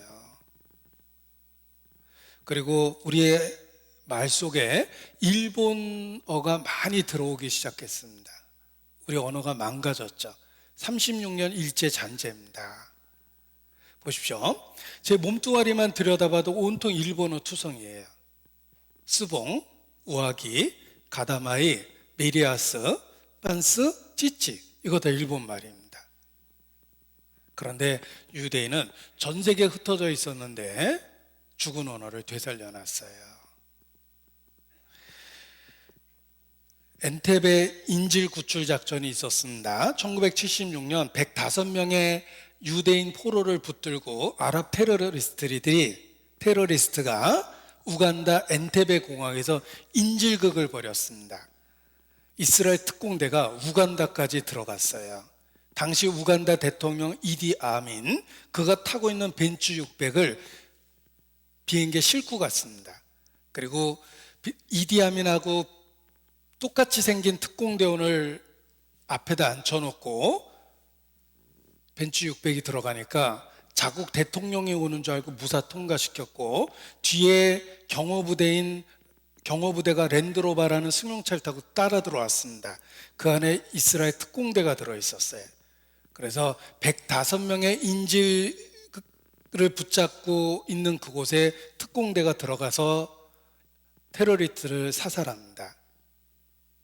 그런데 신기한 건 인질과 테러리스트가 뒤섞여 있는데 어떻게 테러리스트만 사살할 수 있었을까? 이스라엘 특공대가 들어오자마자 히브리어로 엎드려 하고 소리쳤답니다. 유대는 다 엎드렸고 멀뚱거리던 테러리스트가 총을 맞은 거예요. 여러분도 오래 살려면 엎드려 정도는 히브리어로 알고 있어야 되겠다 이런 생각이 드시죠? 예, 라바츠입니다. 엎드려. 어디서 그런 얘기 들으면 납작 엎드리시면 됩니다. 자, 그런데 그 105명의 포로 중에 3명이 총을 맞았어요. 나중에 조사해 보니까 히브리어를 모르는 유대인 3명, 이렇게 조사 결과가 나왔습니다. 유대인은 죽은 언어를 살렸어요. 기적입니다. 그리고 또 하나의 기적 보십시오. 유대인은 말합니다. 예루살렘이 회복돼야 진정한 이스라엘의 독립이 이루어진 것이다. 예루살렘은 약속의 도시, 예배의 도시인데 예루살렘을 이스라엘이 성경에 예언된 그대로 되찾았습니다. 그것이 1967년 6월 7일 독립하고 20년 뒤에요. 이스라엘이 예루살렘을 되찾았어요. 성경에 하나님이 약속해 주시기를 예루살렘을 그날에 내게 돌려주겠다고 말씀하셨는데 정말 예루살렘을 되찾았어요. 우리 시대에 일어난 기적입니다. 우리는 예언의 성취시대를 살고 있습니다. 이스라엘 민족이 회복됐죠. 땅의 회복이 일어났죠. 언어가 되살아났죠. 그리고 예루살렘을 되찾았어요. 너희가 나를 여호와인 줄 알리라. 앞으로 어떻게 될까? 전쟁이 있습니다. 보십시오. 이스라엘을 둘러싸고 있는 아랍 국가들은 알라신이라는 신을 섬깁니다. 그런데 이스라엘이 얼마나 답답한 처지인지 보여드릴게요. 이게 회교 국가들이에요. 녹색으로 표현한 게. 이건 강성이고 그리고 회교가 일부가 섞여 있는 나라들인데 여기 녹색으로 표현한 알라신을 섬기는 회교 국가들을 보십시오. 그 한복판에 이스라엘이 들어있죠. 알라신을 믿는 이슬람 교도들은 여호와 하나님을 믿는 유대인을 원수처럼 취급합니다. 그런데 이스라엘이 그 한복판에 들어있다는 거예요. 더더욱 큰 문제가 있습니다. 회교도에 3대 성지가 있습니다. 사우디에 있는 메카, 메디나, 그리고 예루살렘이에요. 회교도의 3대 성지는 예루살렘이 들어있으며 회교도가 되는 절대적 조건 중에 하나는 평생의 성지 순례를 해야 된다는 조건이 있습니다. 그런데 성지를 빼앗긴 거예요. 회교 국가가 유대인에게 뺏겼어요. 이 유대인이 성지를 되찾기 위해서 1967년 6.1 전쟁 당시 전쟁에 대한 이야기가 많습니다. 그들은 성지를 되찾기 위해서 기꺼이 자기 목숨을 버렸는데, 예를 들면 적이 이렇게 쳐놓은 그 군사용 철조망에 의해서 군대가 진입하는 게 불가능했대요. 그런데 앞선 군인들이 자원해서 그 군사용 철조망에 자기 몸을 던졌답니다. 동료들이 그 몸을 밟고 철조망을 뛰어넘어서 앞으로 나갔답니다.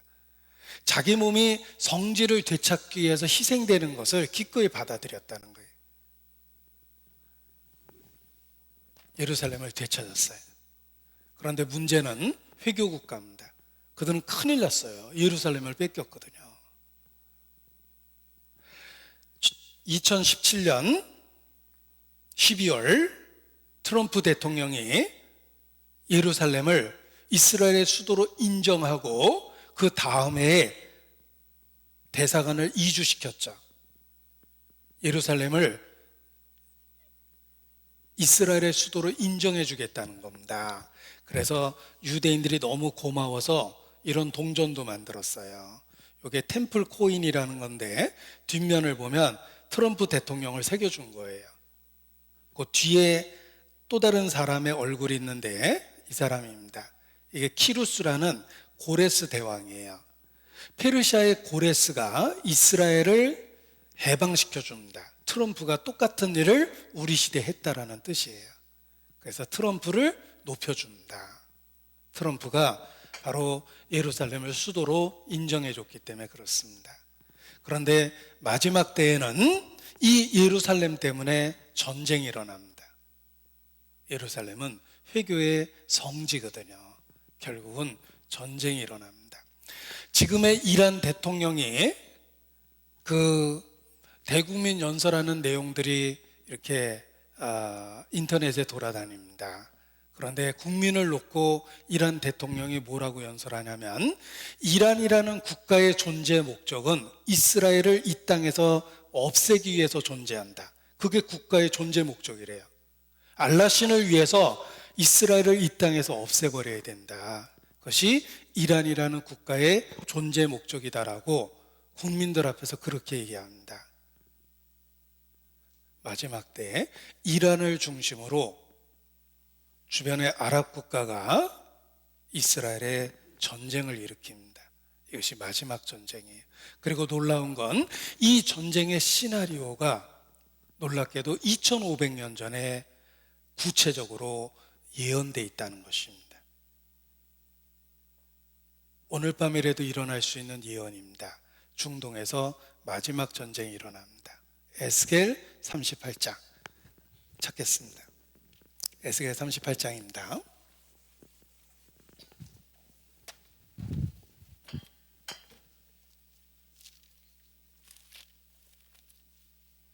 구약성경 에스겔 38장입니다. 마지막 전쟁에 대한 이야기입니다. 3절 로스와 메색 두바랑 고가, 구체적으로 나라 이름을 언급하셨는데 성경에 보면 이 나라가 이스라엘 고토 북쪽에 있다라고 언급하셨어요. 그런데 로스는 러시아의 어원이며 메색은 모스코바, 두발은 드볼스크라는 러시아의 큰 지역입니다. 지금의 러시아가 대장이 돼서 이스라엘에 쳐들어오는데 함께 쳐들어오는 나라 5나라가 예언되어 있습니다. 그들과 함께한 바 방패와 투구를 갖춘 바사와 구스와 북과 고멜과 그 모든 때와 극한 북방의 도갈마 족속이 같이 쳐들어온다고 되어 있고, 여러 날 후 곧 말년에 마지막 때 전쟁이 일어날 거라고 말씀하십니다. 세상 중앙에 거하는 백성을 치고자 할 것이다. 세상 중앙은 지중해 바로 이스라엘입니다. 주변에 있는 아랍 국가가 이스라엘에 전쟁을 선포합니다. 전쟁이 일어나게 돼 있어요. 이것은 성경에 예언된 곧 일어날 전쟁에 대한 이야기며 학자들도 똑같은 이야기를 하고 있습니다. 자, 여기 학자들의 이야기를 좀 들어보겠습니다. 에스겔 예언자는 마지막 날에 고기 이끄는 많은 군대가 북방에서 나타날 것이라고 경고했습니다. 대부분의 학자들은 이 침략군이 러시아가 이끄는 연합군이라는데 의견을 같이 하고 있습니다. 고대 메색은 오늘날의 모스크바를 이르고 고대의 두발은 오늘날의 토볼스크를 말합니다. 에스겔 예언자는 오늘날의 이란인 페르시아와 리비아, 에티오피아도 참전하며 마지막에 이스라엘의 멸절을 꾀한다고도 경고했습니다. 여러분 2500여 년 전에 에스겔 선지자를 통해서 마지막 전쟁을 말씀하셨고 구체적으로 그들 민족과 나라들을 구별해서 말씀하셨습니다. 나 여호와가 말하였으니 이루리라. 여기 관련된 기사를 모아봤습니다. 보십시오. 영어로 번역된 것인데 로스 메색 두발이 그대로죠. 로스 메색 앤 두발, 지금의 러시아입니다. 5절에 보면 5개의 나라가 언급되어 있는데 우리말에는 바사구스 부시며 영어로는 페르시아, 이디오피아 앤 리비아, 고메르 이렇게 되어 있습니다. 토갈마르 이렇게 되어 있는데 고멜과 토갈마는 지금의 터키 지역이며 페르시아는 1935년도 이란으로 개칭했습니다. 이란이 첫 번째 주적이죠. 이디오피아, 리비아 다 회교 국가예요. 회교 국가를 대동하고 전쟁을 일으킵니다. 세상 중앙에 있는 이스라엘의 전쟁을 일으키는데 이스라엘의 가장 북쪽에서 쳐들어온다고 되어 있는데 러시아라는 나라가 있습니다. 옛날 지도를 놓고 보면 로스 마곡이라고 되어 있고 성경에는 고가 마곡의 땅이라고 되어 있어요. 코카서스라는 말이 고개 요새라는 뜻입니다. 마곡이라고 일컬어지는 러시아가 이스라엘에 전쟁을 일으킵니다. 곡, 마곡, 러시아며 바사는 지금의 이란입니다. 이란. 마지막 전쟁이 일어납니다. 자, 언어학적 증거, 역사적 증거, 지리적 증거가 있다. 이 러시아 연방은 고대 루스라는 국가가 러시아가 됐다라고 이야기합니다. 그래서 바사는 페르시아, 구스는 이디오피아, 붓은 리비아다. 그래서 여기 페르시아라는 상표에 보면 이란이라고 써 있죠. 1935년도 개칭했거든요. 그래서 페르시아가 이란이다. 페르시아, 바사, 이란이다. 이란이 주적이 돼서 러시아를 끌어들여서 전쟁을 일으키는 겁니다. 그런데 항상 중동 전쟁의 주역이었던 이라크에 대한 언급이 없어요. 왜 이라크에 대한 언급이 없습니까? 이라크는 미군 점령 아래 들어있어요. 후세인이 제거됐죠. 마지막 전쟁에서 제외됐어요. 우리 시대를 본 것처럼 쓴 겁니다. 이게 이제 이스라엘에 대한 예언인데 커버 스토리입니다. 잡지입니다. 이스라엘은 나의 영광이라는 잡지인데 에스겔 38장의 전쟁, 러시아가 주변의 나라와 함께 이스라엘의 전쟁을 일으킵니다. 고가 마곡이 인베이션, 쳐들어올 것이다. 여기 기사 내용을 확대해 보면 This attack, 이 공격은 많은 이슬람 국가들과 러시아로 알려진 지역이 중심이 돼서 전쟁이 일어나며 최근 기사입니다. 똑같은 잡지 최근 겁니다. 러시아와 페르시아가 동맹을 맺었다. 군사 동맹입니다. 러시아를 곰으로 표현하죠. The bear is back. 곰이 돌아왔다. He's on the move. 그가 움직이고 있다. Surprise. 놀라운가. You shouldn't be. 놀랄 필요 없다. It's all in the book of Ezekiel. 에스겔서에 다 써있다. 러시아와 페르시아가 동맹을 맺었는데 기사 내용입니다. Coming invasion. 다가오고 있는 침공. 바로 에스겔이 쓴 것처럼 러시아가 오늘날의 이슬람 국가를 데리고 will come against Israel. 이스라엘을 대적해서 쳐들어올 거다. 타임지도 이야기합니다. 북극곰 러시아는 중동을 노리고 있다는 거예요. 이건 이스라엘에서 발행되는 비블리컬 리서치라는 잡지인데 타이틀 보십시오. When will Russia invade Israel? 언제 러시아가 이스라엘을 침공할 것이냐? 공공연하게 이야기합니다. 이스라엘은 대부분의 핵무기를 구소련, 러시아를 향해서 전진 배치해 놨어요. 이 소련 정보부가 KGB였습니다. KGB 보고서에도 나와요. 이스라엘의 핵이 왜 러시아 본토를 목표로 해서 배치되어 있을까? KGB 보고서에 보면 에스겔 38장 이렇게 써 있습니다. 그들은 성경을 문자 그대로 믿고 있다 이렇게 이야기합니다. 이스라엘의 핵무기가 200개 정도 된다고 보고했는데 최근에는 400개 정도 된다고 이야기합니다. 이스라엘의 핵무기가 200개 있다는 걸 러시아 정보부가 가장 민감하게 조사하고 있어요. 러시아를 향해서 배치했기 때문에. 이스라엘의 핵무기가 400개 정도 된다고 그럽니다. 김정일은 몇 개 안 되는데 이스라엘은 400개나 갖고 있어요. 자, 러시아는 군수산업으로 돌아가는 나라예요. 평화시대에는 나라가 망하게 돼 있어요. 게다가 산유국입니다.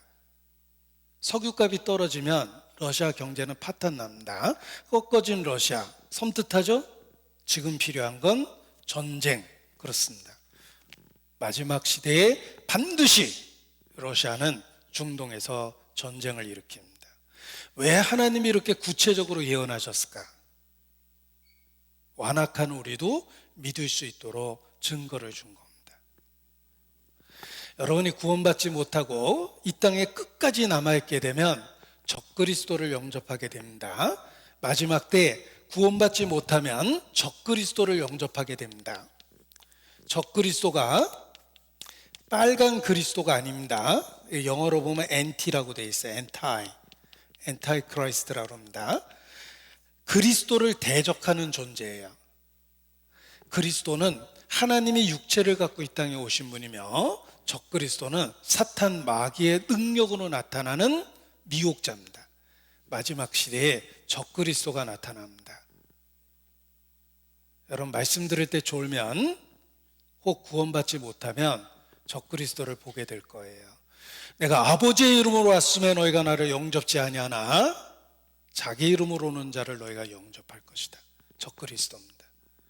다니엘 선지자가 말한 바 멸망에 가증한 것이 서지 못해서 거룩한 곳에 선 것을 보면 읽는 자는 깨달을진저. 적그리스도가 나타난다고 다니엘도 예언했어요.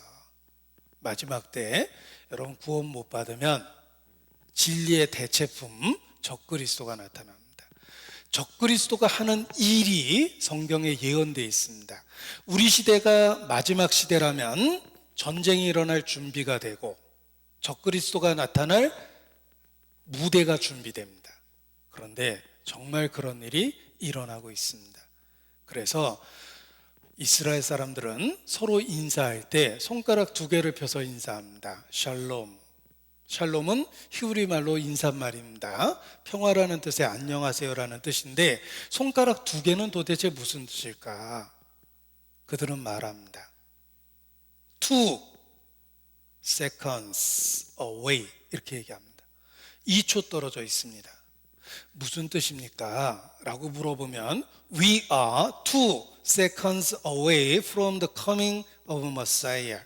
메시아가 올 때까지 2초 남았습니다. 이런 뜻이에요. 이스라엘 유대인 자체가 그렇게 생각을 해요. 우리 시대가 정말 마지막 시대예요. 혹 마지막일 수 있는 기회를 갖고 있다는 걸 기억하셔야 됩니다. 구원 못 받으면 적그리스도를 영접하게 되는데 놀랍게도 우리 시대가 그 무대가 준비되어 있다는 것입니다. 어떻게 준비되어 있는지 보겠습니다. 요한계시록 13장입니다. 적그리스도의 이야기입니다. 요한계시록 13장.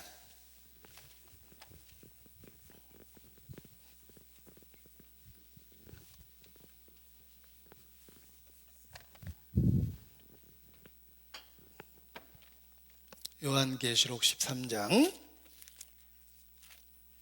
적그리스도가 하는 일이 예언되어 있습니다. 16절.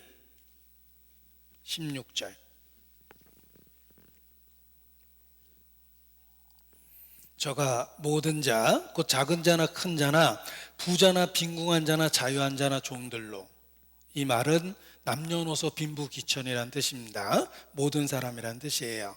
그 오른손이나 이마에 표를 받게 하고 누구든지 이 표를 가진 자 외에는 매매를 못하게 하니, 매매를 못하게 합니다. 이 표는 곧 짐승의 이름이나 그 이름의 수라. 지혜가 여기 있으니 총명 있는 자는 그 짐승의 수를 세어보라. 그 수는 사람의 수니 666이니라. 자, 666이라는 표를 오른손이나 이마에 받게 하고 그 표가 없으면 매매를 못하게 하는 시대, 이것이 적그리스도가 다스리는 시대입니다. 그런데 성경은 경고합니다. 이 표 받으면 요한계시록 14장 9절로 말씀에 지옥 간다고 그러셨어요. 표를 받으면, 이마에나 손에 표를 받으면 10절에 불과 유황으로 고난을 받을 것이다. 지옥에 가게 될 거라고 경고하셨어요. 그런데 우리 시대가 이러한 예언이 성취되고 있습니다. 보십시오. 오른손이나 이마에 표를 받게 하고 표가 없으면 매매를 못하게 하는데, 이 표를 받는다라는 말을 그대로 직역을 하면 1611년도 킹제임스 영어 번역입니다. 이렇게 돼요. To receive a mark, 표를 받게 되는데 in their right hand or in their foreheads. 보십시오. 오른손이나 이마에 표를 받는 데입니다. 문법적으로는 전치사 on을 써야 돼요. 문법적으로는 전치사 on을 써야 되는데 왜 킹제임스 버전에 전치사 in을 썼을까? 몸 안에 표를 받는 데입니다. 헬라어로 기록된 성경에 n이라는 전치사를 썼고 그 n이라는 전치사가 안이라는 뜻을 갖고 있어요.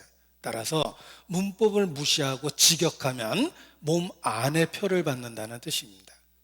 여러분, 몸 안에 받는 표를 통해서 매매를 하는 시대, 이것이 적그리스도가 다스리는 시대인데 우리 시대 기술적으로 가능합니다. 들어보세요. 보십시오. 매매 수단은 돈입니다. 돈. 매매 수단은 돈입니다. 화폐죠. 그런데 이 화폐가 큰 문제가 생겼습니다.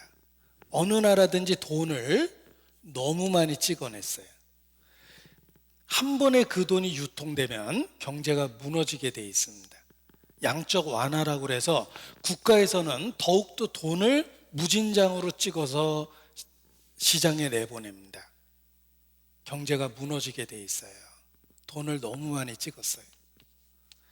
이걸 해결할 수 있는 유일한 방법이 있습니다. 과다한 화폐 발행에 의해서 생기는 경제 위기를 해결할 수 있는 유일한 방법이 있습니다. 교과서에도 나와요. 과다한 화폐 발행에 의한 경제 위기를 해결할 수 있는 유일한 방법은 유동성 화폐를 없애야 된다 그래요. 유동성 화폐의 첫 번째가 돈이에요. 캐시리스 소사이어티라고 그래요. 들어보셨죠? 현금 없는 사회라는 것입니다. 돈을 없애고 어떻게 사고 팔 수 있습니까? 적그리스도는 오른손이나 이마에 표를 받게 합니다. 그 표가 없으면 매매를 못하게 하는데, 이것을 풀어서 설명하면 써보겠습니다. 신분 증명을 통한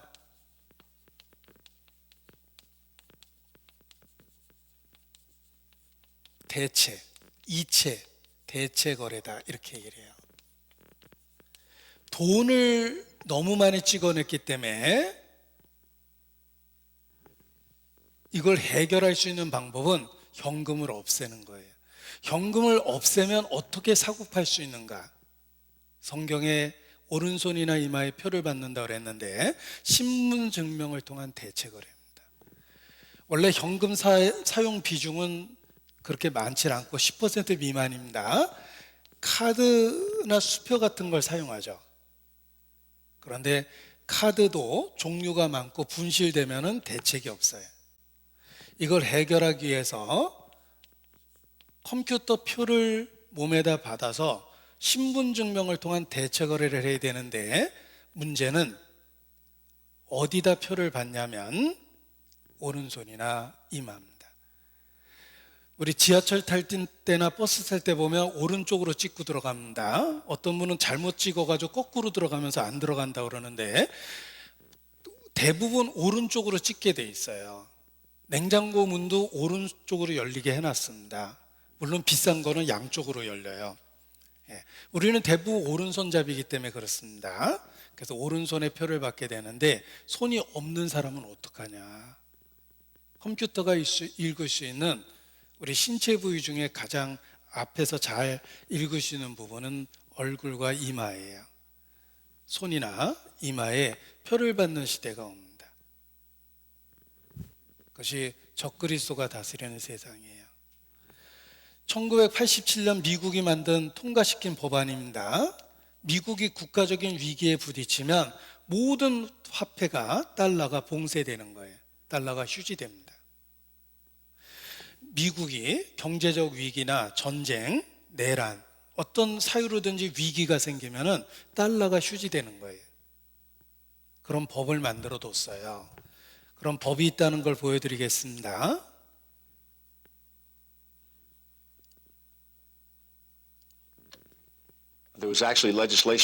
비상시에 정부가 은행을 폐쇄하고 통화를 봉쇄할 권한을 갖는다는 법안이 1987년에 통과되었습니다.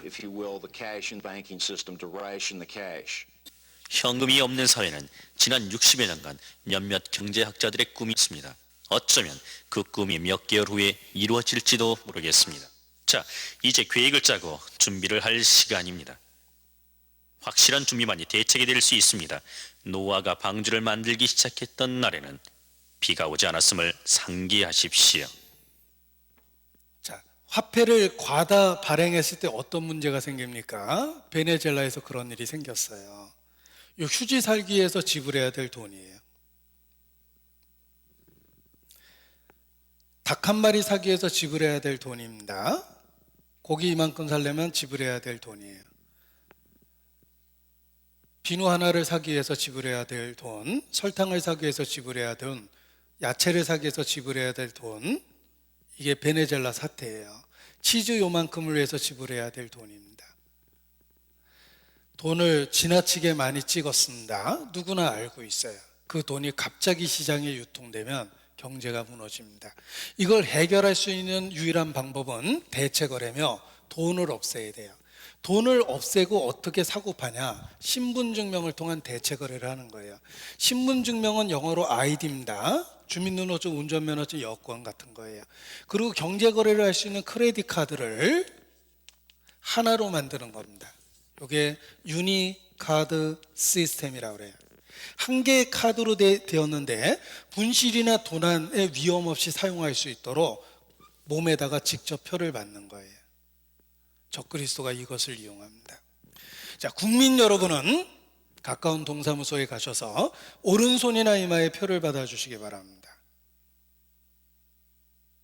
표를 받지 않으면 1년 이하의 징역이나 1,000만 원 이하의 벌금에 처합니다. 표 안 받을 사람 없어요. 오늘 날짜로 시내 돌아다닐 때 마스크 해야 된다라고 법령이 나왔는데 우리는 법을 따라야지 살 수 있습니다. 마찬가지예요. 어느 날 적그리스도가 모든 사람에게 신분증명을 통한 대처 거래를 하게 만듭니다. 대부분의 범죄는 돈 때문에 생기는데 범죄 없는 세상을 만들 수 있다는 거예요. 그리고 개인에 대한 통제를 확실하게 할 수 있습니다. 그것이 적그리스도가 다스리는 세상이에요. 성경의 예언을 보십시오. 수천 년 전에 구체적으로 말씀하셨어요. 너희가 나를 여호와인 줄 알리라. 보십시오. 성경의 사실의 가능성을 확률로 계산하면 놀랍게도 100%예요. 한 번도 틀린 적이 없기 때문입니다. 자, 내일은 해가 동쪽에서 뜰 확률이 100%예요. 한 번도 틀린 적이 없어요. 성경이 그렇습니다. 자동차 운전하면 보험에 듭니다. 사실 사고 날 확률이 10%도 안 됩니다. 10년 무사고 많죠? 보험료가 100만 원이 되지도 않는 이유는 사고 날 확률이 10%가 안 돼요. 그럼에도 불구하고 사고가 나면 치명적이기 때문에 여러분은 보험에 듭니다. 지혜로운 결정입니다. 성경이 사실의 가능성 100%, 여러분이 죽을 가능성 100%, 심판을 받을 가능성 역시 100%입니다. 준비하지 않는 사람이 어리석은 사람입니다. 지혜로운 자는 재앙을 보고 피하여 가나 어리석은 자는 앞으로 나아가다 해를 입느니라. 올바른 선택을 하셔야 됩니다. 성경은 하나님의 말씀이며 올바른 선택을 할 수 있도록 경고하고 일깨워주고 우리의 마음과 생각을 붙잡고 하나님께로 데려가 줍니다. 주의 말씀은 내 발의 등이요 내 길의 빛이니이다. 캄캄한 곳에 빛을 비춰줘서 어떻게 걸어가야 될지를 보여줍니다. 성경이 그렇습니다. 마음을 열고 성경을 배워보십시오. 하나님을 만나게 되고 하나님과 개인적인 관계와 사귐을 갖게 될 것입니다. 그것이 성경에서 말하는 구원입니다. 회개하고 복음을 믿어야지만 구원을 받습니다. 기도하시겠습니다. 아버지 하나님, 오늘도 하나님 말씀을 배울 수 있도록 은혜를 주신 것 감사를 드립니다. 코로나 확산으로부터 우리 모두를 지켜주시고 반드시 영혼의 문제를 해결할 수 있도록 긍휼과 은혜를 베풀어 주시기를 주님께 기도합니다. 결코 어리석은 선택을 하지 않도록 우리 모두를 붙잡고 인도하여 주시옵소서. 주께 의지합니다. 고마우신 우리 구주 예수님 이름으로 기도합니다. 아멘. 네, 수고 많으셨습니다.